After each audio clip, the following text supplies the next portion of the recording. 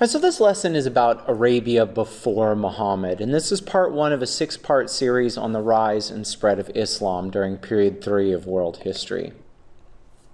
Now remember to use your SPICE graphic organizer or to put the SPICE categories into your Cornell notes as we go through, or what you can do is just take the Cornell notes as you normally would do and then go back and just use the SPICE labels on the different bullet points.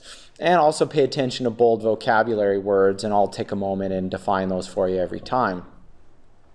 Right, so really we want to think about the Bedouin clans, and these are the people of Arabia, going back to its first, habitations. And these people lived in a very difficult natural environment. I mean, it's extremely dry. Temperatures in the desert can reach 120 degrees in the summer. And you're talking about hundreds of miles between water supplies. And they were a semi-nomadic people. They tended to follow very tight patterns between places of water and vegetation, but they did move around a lot. And they were organized by clans. And you want to remember that a clan is kind of like an extended family. It's a bunch of cousins and grandparents, but everybody's tightly related by birth or marriage. And they're headed by these sheikhs who are just, we might just call them chiefs. And they've very much lived in a warrior culture, riding horses, wielding weapons. Everything was about pride, the clan pride. We talk about family over everything these days, kind of a motto here at Todd Beamer High School. But, it was really family pride over anything. A lot of honor killings and feuds, which are just these kind of fights between families. And it was all about honor, right? They would have horse races, and if one family lost and got taunted, that would turn into honor killings and feuds. Somebody didn't look at someone else right, instantly they're killing each other. There's a tough warrior people. A lot of what they did was get by raiding, which is really just a jack move. It's a hit and run type of lifestyle. And this fed the honor killings and feuds as well. So this is the life of Arabia that Muhammad came out of. And these clans controlled very specific water sources and pasturage, places where their animals could eat. And they controlled the specific trade routes because these were very narrowly defined pathways through the desert. We think of the desert as a big open space, but it has very narrow lines to get through because you're not going to wander around or you're going to be dead very quickly. And the two cities we really want to focus on are Mecca and Medina here on the western coast of Saudi Arabia. These are mountainous areas where there is water and vegetation. In Mecca, which is the principal city of Islam, is where the Kaaba is located. And this was the home of the Umayyad clan. And you're going to want to keep an eye on the Umayyads here because they play a big role in Muslim history. And then Medina, which is a major trade hub and oasis to the north. And a lot of the trade routes here were between East Africa and up the coast and then out towards the Silk Roads. So being along this coastal mountain range here made someone have access to a lot of wealth and water and plant life, and very strong place to be in Bedouin history.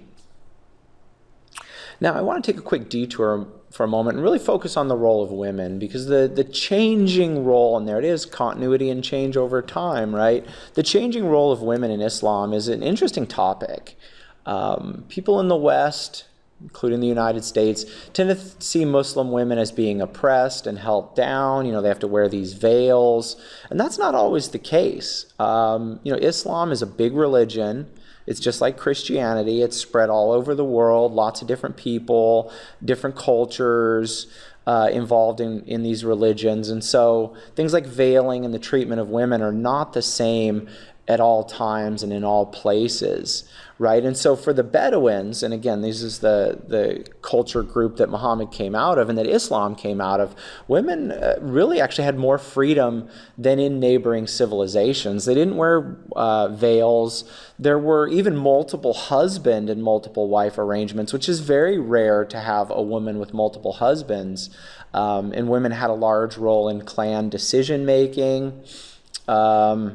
And a lot more freedom because these people are tough. They're on the move. They can't have weak women sitting around being told what to do. Everybody in the clan had to be tough and be able to fight and ride a horse. But this did change as population centers became wealthier and more hierarchical. And remember, hierarchical means, you know, layers of, you know, who's on top and who's on the bottom.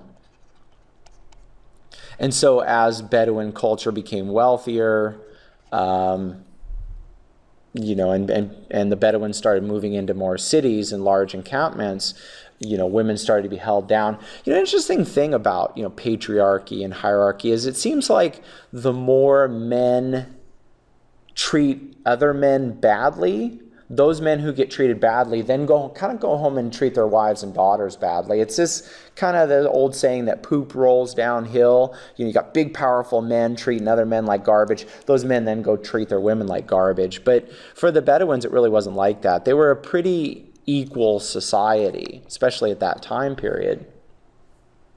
You know, they were a polytheistic culture, meaning they had many gods, you know, local and tribal gods.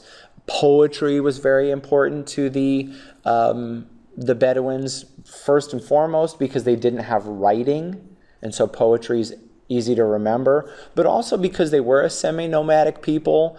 It's all about that portable art. Poetry is portable because it's locked inside the minds of the people.